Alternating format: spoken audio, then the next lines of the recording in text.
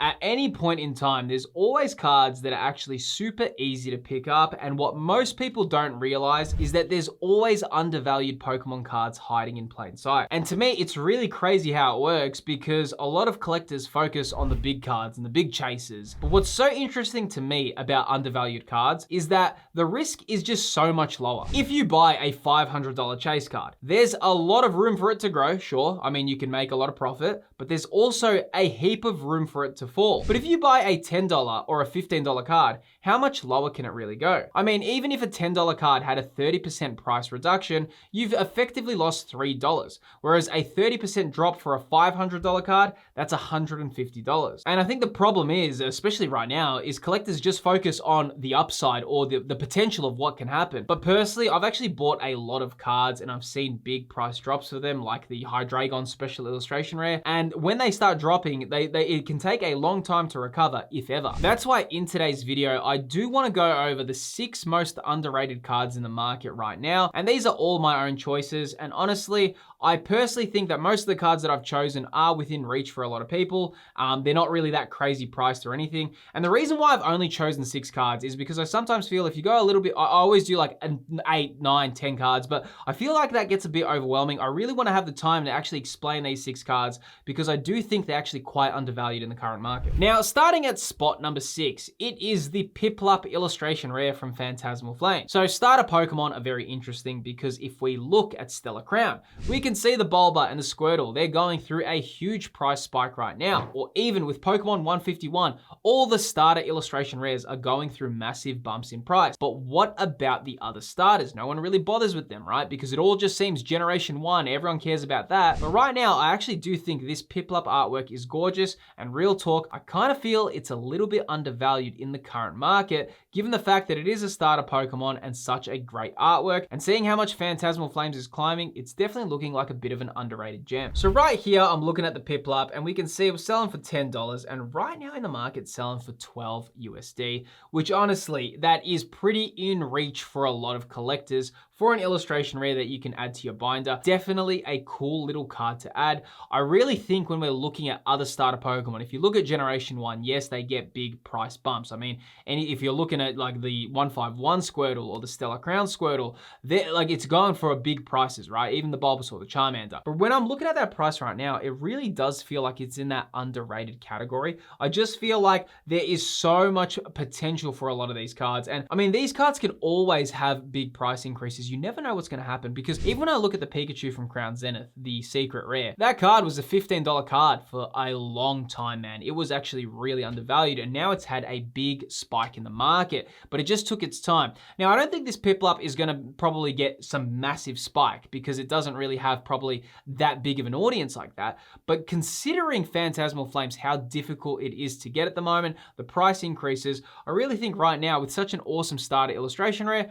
but yeah, definitely a really cool one if you were thinking about adding this to your collection. And I do think with the whole Mega Evolution era, I've noticed that we're getting a lot of starter Pokemon. There is another starter Pokemon that I do believe is quite underrated as well, a little bit later on in the video, because yeah, I'm actually really thinking that these first stage starter illustration rares definitely have potential, especially that we can see that with Stellar Crown and Pokemon 151, albeit that's for Generation 1, but what about some later generations as well? And by the way, hey, if you have been enjoying the video and it is your first time here, I just wanted to say welcome to the channel. My name's Phil and I love creating content around Pokemon cards. Definitely feel free to subscribe if you've been enjoying this video and you'd like to see more content like this. Now, moving on to spot number 5, it's the Sandaconda V alternate art from Fusion Strike. This is a gem hidden in plain sight. Now, I just think a lot of new collectors assume that alt arts are the same as illustration rares in terms of how easy they are to pull, but they are completely different. In fact, most alt arts are around 1 in 180 packs, so they're much harder to pull than most special illustration rares. Yet this Sandaconda is definitely at a great price point. Check this out, man. I can't believe this. This card is selling for $5.44. This is a genuinely rare card.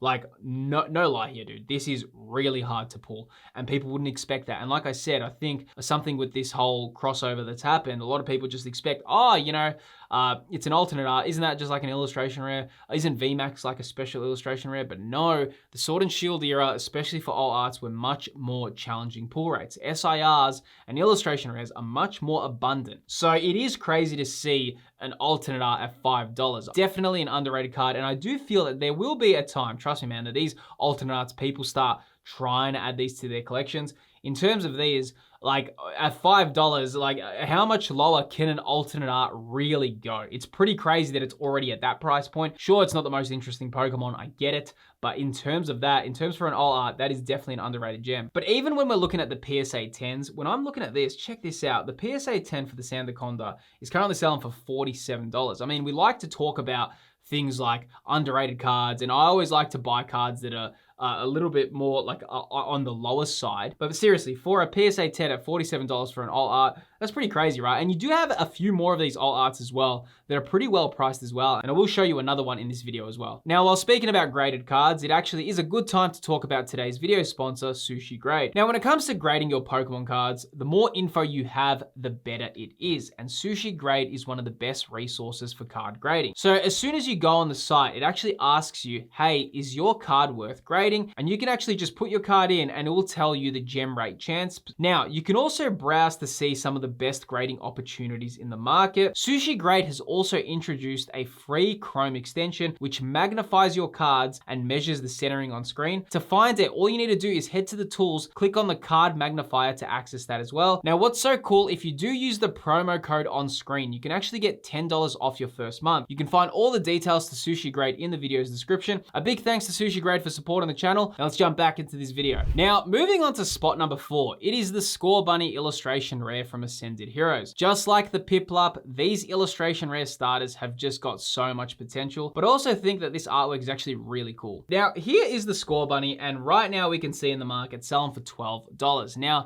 the Generation 8 starters in terms of the whole Pokemon fandom, I think that Gen 8 starters are probably the least liked out of every single generation. Now, like I said, same thing with Piplup, because it's not Generation 1. If this was a Charmander, forget about it, completely different story. Probably even if it was from Generation 2, if it was a Cyndaquil, it would be a different story. The fact that it's a Generation 8, I do think that given the price in the current market, it's not too bad of a purchase at the moment. And plus, I actually really like the artwork. I think that these, we're seeing a lot of these first stage starters, and I think the artworks of them are really, really cool. And they add a lot of flavor to a collection. So definitely a cool little pickup as well. Now, in spot number 3, it is the Lucario VSTAR promo from Crown Zenith Elite Trainer Boxes. I mean, if you've been keeping up to date with the market, Crown Zenith is really going through a big price shift at the moment. Feels like because 151 just started climbing, now Crown Zenith is in the spotlight. And just looking at here right now, so I'm looking at it currently in the market selling for 10 USD,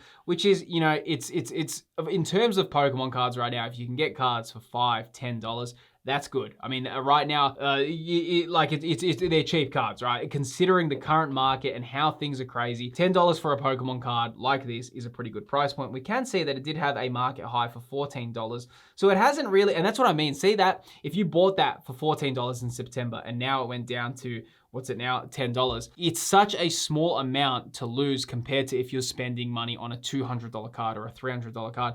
Those percentage decreases can really take a sting. They can hurt much more than something like this. But right now, I mean, I love this promo, man. I think it's so cool. Looking at that, $10, honestly, awesome little card, and Crown Zenith is definitely loved at the moment. Now, in spot number 2, it is the Shadow Rider Calyrex V alternate art from Chilling Reign. Now, as it stands, Chilling Reign is definitely one of the forgotten sets of the Sword and Shield era, but this one is actually such a reasonably priced alternate art from the Sword and Shield era, and honestly, the artwork is pretty sick as well. Check this out, man. This card had selling for $24. Right now, this card's selling for $21, which, like I said before, same with the Sandaconda, the alternate arts they're super difficult to pull. This, I mean, what? It's 2026 now, so Chilling Reign is a 5-year-old set this year. That's crazy, right? And looking at that, $21 again for a Sword and Shield alternate art, you really cannot be complaining at those price points. Another thing to consider as well is with these alternate arts as well, they actually are unique artworks. They're not just some kind of like reverse holo or anything. They're just super unique as well. They're full art cards,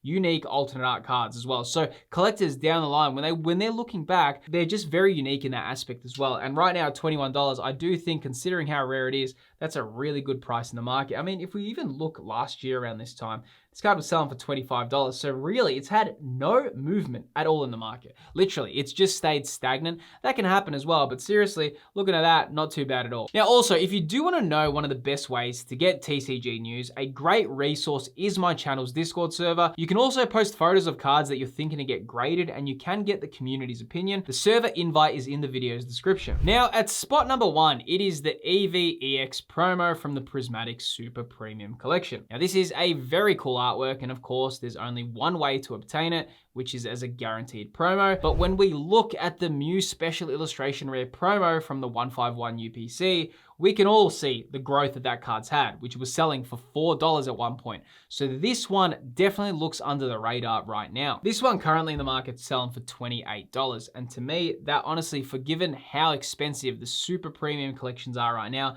that doesn't look too bad at all. If we do look here, did have a market high for $52 and it has dropped quite a fair bit. We're selling at $28 right now. But honestly, with how hard that super premium collection is to get, I really don't think this is too bad. And of course, Eevee is loved, man. Like, it has got so much of fan favorites there. And all those people that want to get their Prismatic Evolution Master sets, even though this is the most expensive card I've shown for this video, I still do think it's actually quite undervalued in the current market, especially when we look at other promo cards. Promo cards do tend to have big price spikes. Look at the Kingdra from Shrouded Fable, Greninja, look at the Mew Special Illustration Rare as well, or the Mewtwo. They've all had massive price spikes as well. So I do think, considering that it's just early days for that super premium collection, and I imagine, I don't think it's pretty hard set to get at the moment. And when we look at the Charizard UPC promos, they were all pretty affordable at 1.2. Now they've all climbed up in price. I really do think that this one is undervalued based on the current market right now. But as much as these cards have potential, it's always a good idea to make sure you have the right budget mindset when it comes to collecting. And I suppose the question that comes to mind is, how do you actually collect Pokemon cards on a budget? Well, that's actually explained in these two videos on screen here.